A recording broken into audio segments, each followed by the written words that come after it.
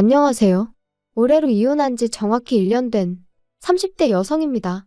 그리고 제가 오늘 이렇게 제 사연을 이야기하러 오게 된 건 바로 제 전 남편 때문이에요. 1년이나 지난 마당에 지난 일은 들춰서 뭐 하냐는 분도 계실 텐데. 맞아요. 사실 처음엔 저도 아닌 게 아니라 그렇게 생각했었거든요. 그런데 얼마 전 인터넷으로 심리학에 관한 여러 가지 이야기를 듣다 보니까 누군가 그러대요. 기억하기 싫은 일이라고 무조건 묻어두는 게 능사는 아니라고, 차라리 한 번쯤 속 시원히 털어놓는 게 도움이 될 수도 있다고요. 그래서 저도 이번이 처음이자 마지막이란 생각으로 제 이야기를 한번 해보려고 합니다. 우연이라도 두 번 다시 마주치기 싫은 인간이지만 일단은 편의상 남편이라 칭할게요.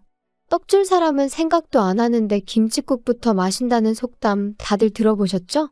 제 남편이 딱 그런 사람이었습니다. 물론 처음엔 그런 사람인지 전혀 몰랐죠. 일단 남편하고는 선배의 소개로 만났는데 솔직히 내키는 자리는 아니었어요. 그도 그럴 것이 소개를 해준다는 선배가 남편을 얼마나 대단한 사람 마냥 묘사를 했거든요. 나이가 32인데 대표 소리를 듣는다. 직원이 10몇 명이다. 자수성가의 전형이다. 사람이 딱 보면 뭐 카리스마가 있고 어쩌고. 저로서는 좀 황당했어요. 막말로 제가 먼저 해달라고 한 소개팅도 아닌데 왜 이렇게 부담을 주나 싶어서 말이죠. 그런데 문제는 그 선배하고 제 관계가 까놓고 말해서 그렇게 동등한 상황이 아니었습니다. 선후배 사이인 동시에 저랑 업계도 같다 보니 한마디로 얼굴 붉혀 좋을 일이 없었달까요? 그래서 말 그대로 울며 겨자 먹기로 나갔던 자리였는데 남편이 어찌나 적극적으로 들이대던지 소개받고 얼마 지나지 않아 본격적으로 연애까지 하게 되었어요.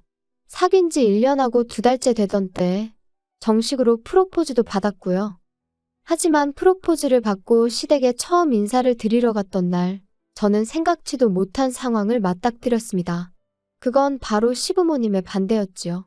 시부모님께선 사업하는 남편의 짝으로 아나운서나 교사 같은 직업을 가진 며느리를 드리고 싶었다며 제 면전에 대고 말씀하셨고, 그런 당신들의 기준에 저는 너무나 어긋나 있다셨어요. 그리고 그 당시 저는 저와 남편을 소개해준 선배가 번번이 남편은 올려치고 저는 내려치는데 말 그대로 이골이 나 있었거든요. 그래서 그렇게 마음에 안 드신다 하니 유감이다. 저도 이런 소리까지 들어가며 결혼하고 싶지는 않다 하고 먼저 자리에서 일어났네요. 남편에게도 시부모님이 결혼도 하기 전에 벌써부터 나한테 이렇게 막 나오시는데 당신은 말 한마디 못하고 있는 걸 보니 앞날이 깜깜해서 이 결혼은 못하겠다 했고요. 그런데 그 일이 있고 며칠 뒤 남편이 울면서 저희 집 앞에 찾아왔어요. 생각하면 생각할수록 자기가 너무 한심했다면서 이미 지나간 일을 어떻게 되돌리진 못하겠지만 자기랑 결혼만 해준다면 절대로 2번 다시는 이런 일로 제 눈에 눈물 나게 하는 일은 없을 거라면서 말이죠. 그리고 저는 사실 남편과 연락 없이 떨어져 있는 그 며칠 동안 나름대로 마음 정리를 하고 있었거든요. 그런데 막상 앞에서 눈물 콧물 흘려가며 우는 남편을 보니까 도무지 매정하게 뿌리칠 수가 없대요.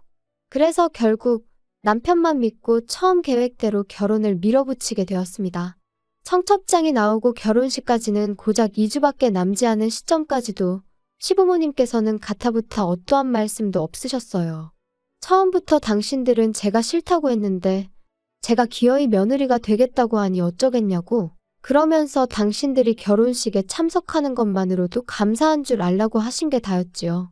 그리고 저희 친정어머니는 이렇게까지 홀대를 받으면서도 기어이 이 결혼을 해야겠냐 하셨지만 그때 저는 한심하게도 남편만큼은 확실한 제 편이라고 믿었거든요.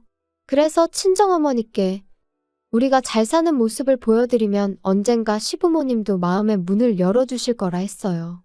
그리고 남편도 친정어머니께 자기 부모님 2분 다 말씀만 저렇게 하시지 원래 마음 따뜻하시고 속정 깊은 분들이라며 자기만 믿어달라, 실망시키지 않겠다 하대요. 그러니까 저희 친정어머니도 더는 반대도 못하시고 그렇게 저희 결혼을 허락하셨지요. 남편은 버는 족족이 모든 돈을 사업에 재투자를 하고 있었다 했고, 그래서 정작 결혼에 쓸 수 있는 돈이 많이 없었어요. 오죽하면 제가 처음에 이 사실을 알았을 때 상황이 이런데 왜 나한테 프로포즈를 한 거냐고 어이가 없어서 따졌다니까요. 그랬더니 남편이 한다는 말이 모든 일은 때가 있는 법이라면서.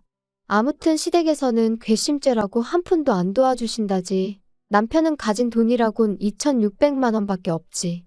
그래서 결국 제가 직장 생활하면서 모아두었던 8천에 친정어머니에게 1억 2천을 빌려 전세를 구했습니다. 참고로 그런 와중에 시부모님께선 아무리 당신들이 아무것도 안 해준다고 너도 안 하냐 하시길래 무슨 소린가 했는데 예단을 말씀하셨던 거더라고요. 근데 그냥 끝까지 못 알아들은 척 했어요. 솔직히 이땐 좀 아닌 게 아니라 억울한 마음이 있었거든요. 분명히 남편이 매달려서 하게 된 결혼인데 어째서 나는 계속 싫은 소리를 듣고 있는 거며 돈도 내가 몇 배로 쓰게 된 건지. 하지만 결혼식 날짜가 정말 코앞으로 다가왔는데 내가 생각 좀 해봐야겠으니 시간 좀 갖자. 그 시점에 그 소리를 할 수 있는 여자가 몇이나 되겠어요? 저도 별반 다르지 않았습니다. 지금 돌이켜 생각해보면 사람들 입방아에 오르내리는 거 그거 며칠 가지도 않았을 텐데. 한편 결혼하고 한 2년 동안은 정말 정신이 하나도 없었어요. 일단 남편은 사업으로 눈코 뜰 새 없이 바빴고 저 또한 직장에서 승진을 하면서 업무량이 배로 많아졌거든요. 게다가 남편은 매일같이 영업을 이유로 술에 취해 밤늦게 귀가하는 일이 일상이었다 보니 어느샌가 집안일마저 당연하다는 듯이 제 몫이 되어 있었죠. 그뿐인가요? 저를 며느리라고 생각 안 하신다 하실 때는 언제고 언젠가부터 명절인데 아니면 뭐 누구 생일인데 하시며 저에게 며느리 도리를 요구하기 시작하시대요? 그리고 저는 한심하게도 그때는 시부모님의 그런 연락도 그저 반갑기만 했어요. 이제는 나를 인정해 주시려나 보다고 그러니 어떻게든 야무지고 싹싹한 모습을 보여드려야겠다 생각하며 말이에요.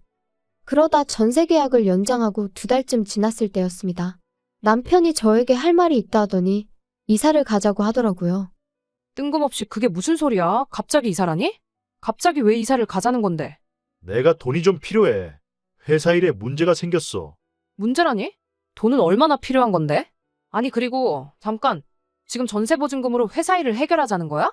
안 돼, 그건 안 되지. 우리 엄마 돈이 반도 넘어. 장모님한테는 말 안 하면 되잖아. 엄마한테 거짓말을 하라는 거야? 싫어, 난 못해. 어머님 아버님한테 한번 여쭤봐. 두 분 맨날 어디 은행에 얼마 있고 저기 은행에 얼마 있고 그런 얘기 하시잖아.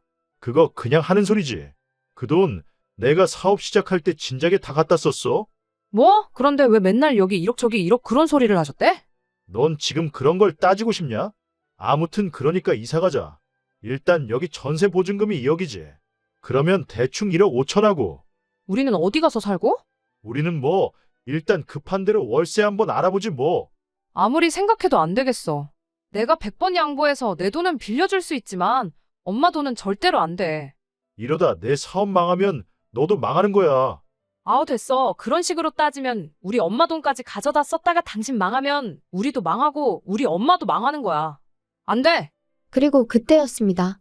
누군가 저희 집 초인종을 눌렀고 그래서 현관을 열어보니 저희 친정어머니가 서 계셨어요. 당황한 제가 언제 오셨냐니까 방금 오셨다곤 하셨지만 제가 아무렴 명색이 엄마 딸인데 표정만 봐도 어떤 기분이신지 알 수 있었죠. 그리고 동시에 이때다 싶어서 남편이 저희 어머니를 붙들고 무슨 소리라도 할까봐 걱정이 되더라고요. 그래서 일단 어머니를 모시고 집 밖으로 다시 나갔습니다. 일단 카페라도 가자고 뭐가 됐던 거기서 이야기를 하자면서 말이에요. 혹시 전부 들으신 거예요? 들으셨어도 아무것도 신경 쓰지 마세요. 나 진짜로 엄마한테 그런 부담 드리고 싶지 않아요. 안 도와줘도 괜찮으려나. 최서방이 서운해하면 어쩌냐. 서운해하긴요. 서운할 걸로 치자면 나야말로 시부모님한테 서운한 일투성인걸. 아무튼 엄마는 아무것도 신경 쓰지 마세요. 그러면 너 이사는 뭐? 가긴 가려고?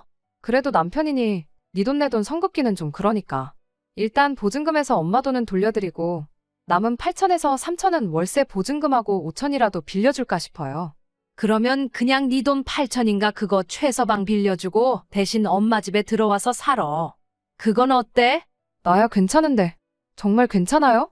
엄마는 덜 심심하고 좋지. 그리고 우리 딸 결혼하고 너무 말랐어. 엄마는 그게 너무 속상해. 그래서 좀 전에 그렇게 반찬을 해오신 거예요? 아이 참 괜찮은데. 아무튼 최서방하고 한번 얘기해봐. 엄마도 여유가 있으면 그 1억 최서방 딱 쓰라고 내주고 싶은데 그건 좀 힘들어. 미안해서 어쩌냐. 미안하단 말씀 진짜 절대로 하지 마세요. 이후로 어머니랑 이런저런 이야기를 좀 더 나눈 뒤 헤어졌고, 저는 일부러 멀리 돌아서 집에 왔어요. 머릿속이 너무 복잡했는데, 집에 일찍 가면 남편이 있으니 생각을 도무지 정리할 수가 없을 것 같았거든요. 그리고 그렇게 집에 도착하니 남편이 실실 웃으며 저를 반겼습니다.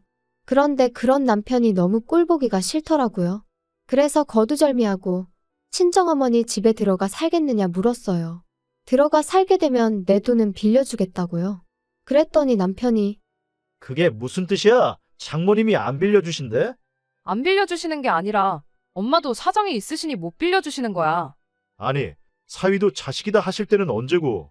지금 사위 사업이 휘청거린다는데 그거보다 더 중요한 사정이 뭔데 도대체? 억지 좀 쓰지 마. 당신이 언제 우리 엄마한테 돈 맡겨놨어? 어이가 없네 진짜. 내 돈이라도 빌려갈 거면 엄마 집에 들어가서 사는 걸로 하고 그렇게는 못하겠음 뭐 어쩌겠어. 당신 사업은 당신이 알아서 해. 진짜 장모님도 너도 너무한다 진짜. 너무한다고 말이 나왔으니 한번 따져볼까? 결혼하고 이후로 나 당신한테 꽃 한 송이 받아본 적 없어. 지금은 사업에 투자해야 할 때라면서 생활비 100만 원 주는 거 말고 당신이 이 집 돌아가는데 기여한 게 뭐가 있어? 그래도 나 언젠가 우리한테 좋은 날이 오겠지 하고 이제껏 참았어. 근데 이제 와서 사업이 위태로우니까 내 돈도 우리 엄마 돈도 내놓으라는 거 너무한 거 아니야? 그리고 내가 몰라서 말 안 하는 거 아니야? 그 투잔지 뭔지 그거 다 하루가 멀다 하고 마시는 술값인 거 누가 모를까 봐? 그래도 내가 사업을 해본 적이 없으니 그냥 알아서 잘하겠거니 하고 믿고 내버려뒀어. 그런데 이제 와서 뭐 하자는 건데? 남편 입장에선 아마 꽤나 당황스러웠을 거예요. 평소라면 좋은 게 좋은 거라고 그냥 참고 넘어가던 저였으니 이번에도 그럴 줄 알았을 테니까요. 하지만 이번만큼은 도무지 참을 수가 없었습니다. 그래서 남편더러 내 마음이 아예 바뀌었다고 이참에 친정에 들어가 살아야겠다 했어요. 친정어머니 돈도 돌려드리고 애시당초 당신 결혼할 때 들고 온 돈이 얼마였냐? 2,600인가 그렇지 않았냐? 나도 2,600만 내놓고 나머지는 거두겠다. 그랬더니 남편이 저더러 갑자기 왜 그러냐면서 일단 진정 좀 해라 어째라. 하지만 결론부터 얘기하자면 이런 대화가 있고 정확히 3달 뒤 남편은 사업을 정리했고 저희는 친정으로 들어갔습니다. 친정어머니는 물심양면 저희 부부를 도와주셨어요. 집에서 노는 사위였지만 제가 회사 일로 바쁘니 당신이 삼시세끼를 챙겨주시는 일이 다반사였고 게다가 저희 빨래며 청소며 하는 김에 하는 거니 신경 쓰지 말라셨죠. 그리고 남편의 수입이 또 끊어진 그 상황에서 제가 해드릴 수 있는 거라곤 한 달에 100만 원씩 드리는 게 전부였어요. 그런데 이 사실을 알게 된 남편이 노발대발 실성한 사람처럼 굴더군요. 야, 너 지금 돈 번다고 유세하는 것도 아니고 어떻게 장모님만 100만 원씩 드릴 수가 있냐? 진짜 너무한 거 아니냐? 내가 뭐 엄마 용돈 드려? 그럼 당신이 우리 엄마 도와서 집안일 좀 해. 음식도 하고 청소도 좀 하고. 그러면 되겠네. 엄마가 밥까지 차려주셨으면 최소한 설거지는 해야지. 아무튼 엄마가 우리한테 해주시는 거 생각하면 100만 원도 적어서 송구스러울 지경이니까 괜한 트집 잡지 마. 그래도 이건 경우가 아니지. 드릴 거면 우리 부모님도 드려. 그래 그럼 다음 달부터 20만 원씩 드릴게. 그러면 되지? 뭐 20만 원? 어디 거지한테 적선하냐? 진짜 사람 열받게 하네. 드릴 거면 양쪽 똑같이 드리고 안 드릴 거면 양쪽 다 드리지 말아야지. 아니 양가에서 해주시는 게 다른데 뭘 다 똑같이 하라는 거야? 그럼 우리 엄마 집에서 얹혀 살면서 밥도 얻어먹으면서 아무것도 하지 말라는 거야? 난 내가 아무리 우리 엄마 친딸이어도 당신처럼 얼굴에 철판 깔고는 못 살겠으니까. 100만 원 드리는 게 그렇게 눈꼴 시리면 나가자. 나가서 어디 반지하 같은 데 구해서 우리끼리 어떻게든 살아보면 되겠네. 사실 이렇게 다툴 때만 해도 친정어머니가 집에 안 계신 줄 알았어요. 그래서 평소보다 좀 목소리가 커졌는데 이제 싸움이 길어지다 보니 친정어머니가 귀가하신 것도 알아차리지 못했던 거죠. 세희야, 그리고 최서방도 내가 정말 속상해 죽겠다. 세희야, 너 이제 엄마한테 그 돈 주지 마. 그거 나 솔직히 부담스러워서 안 받고 싶었어. 최서방도 너무 불만 갖지 말게. 세희 입장에선 어쨌든 내가 지 엄마니까 안쓰러워 그런 거 아니겠나? 그리고 둘 다 돈 때문에 자꾸 싸우게 되나 본데 나중에 나 가고 나면 이 집 너희 거야.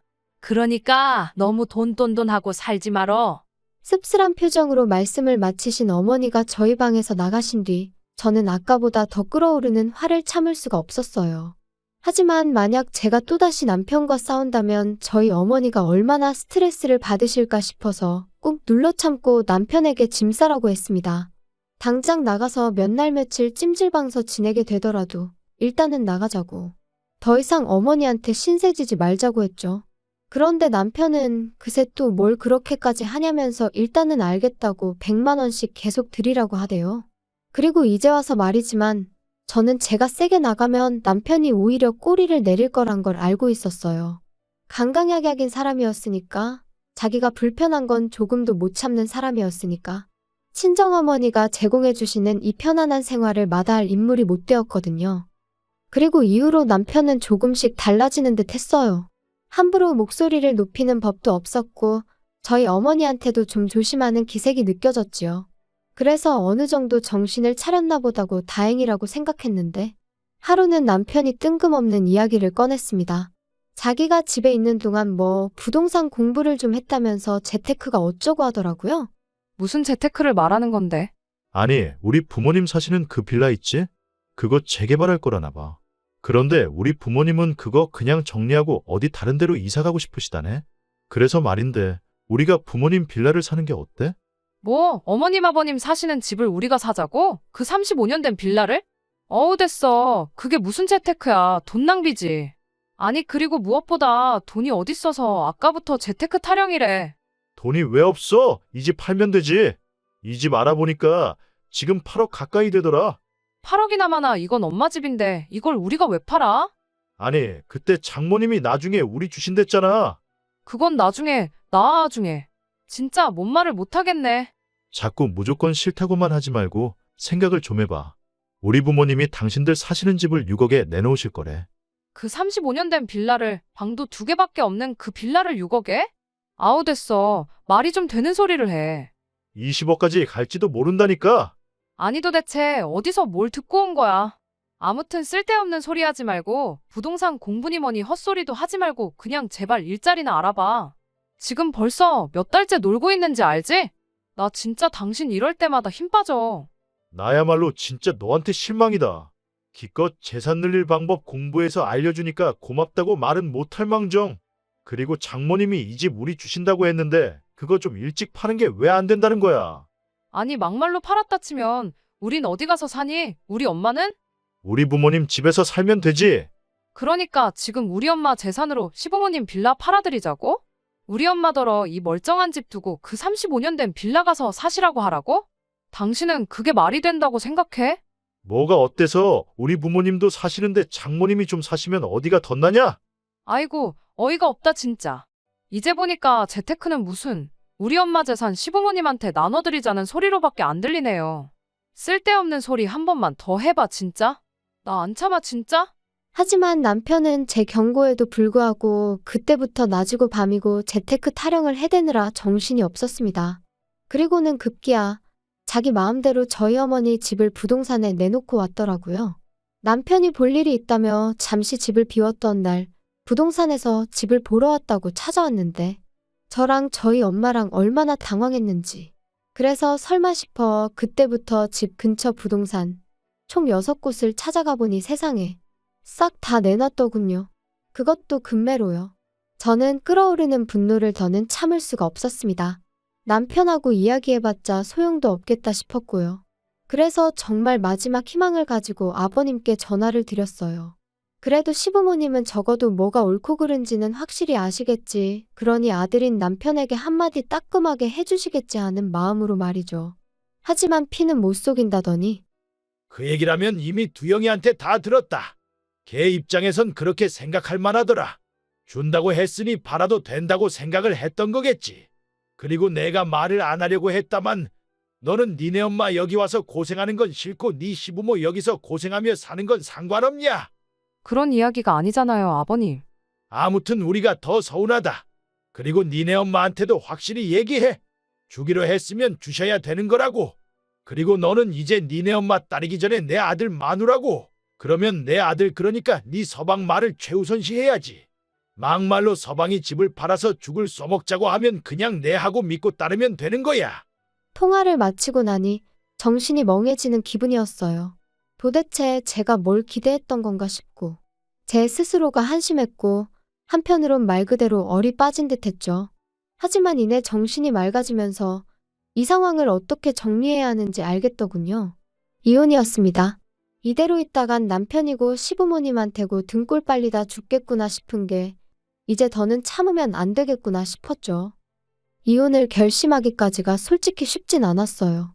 좋은 추억보단 안 좋은 기억이 많아서 별거 아닐 거라 생각했는데 그래도 미운 정도 정이라더니 한편으론 나까지 이 인간을 안 챙기면 누가 챙겨주겠나 싶고 그런데 그런 제 마음도 모르고 남편은 계속해서 재테크 타령이나 해대고 시부모님은 시부모님대로 저한테 네 남편한테 잘해라. 서방이 곧 하늘이다. 그런 문자나 보내시고.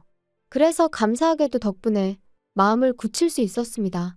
그리고 저는 2022년 10월 21일 남편에게 집에서 나가달라고 했어요. 이혼하자는 말과 함께 말이죠. 이후의 일은 솔직히 쉽지만은 않았습니다. 처음부터 남편이 협의 이혼은 안 해준다 하여 꽤나 애를 먹었거든요. 하지만 제가 변호사를 구했듯 남편도 어디 가서 상담을 받았던 거겠죠? 이혼 소송을 걸고 얼마 지나지 않아 취하해달라며 협의 이혼을 하겠다고 태도를 바꾸더라고요. 그 이유를 따로 묻지는 않았어요. 그때는 그저 이유가 어찌됐건 하루빨리 이 인간하고 남남이 되고 싶다 그 생각뿐이었으니까요. 남편과 이혼한 후 솔직히 한동안은 주변 그 누구에게도 정확히 어쩌다 제가 이혼을 한 건지 말을 못했습니다. 돌이켜 생각할수록 제가 참 바보같이 살았다는 후회와 스스로의 미련함에 시쳇말로 쪽팔렸거든요. 그런데 지금 이렇게 털어놓고 나니까 그래도 순간순간 제 나름대로 최선을 다했다는 건 변함없는 사실이고 그것만큼은 그 누구도 저를 욕할 수는 없다고 생각해요. 그랬기에 결단을 내릴 수 있었고 남편의 어떤 소식에도 동요하지 않을 수 있게 되었으니까요. 어떻게 마무리를 해야 하나 싶은데 생각보다 훨씬 마음이 후련하고 오랫동안 밀린 숙제를 끝낸 것 같은 게 털어놓기를 잘한 것 같네요. 오늘을 마지막으로 더는 이 일을 들추지 않고 앞만 보고 열심히 살아보겠습니다.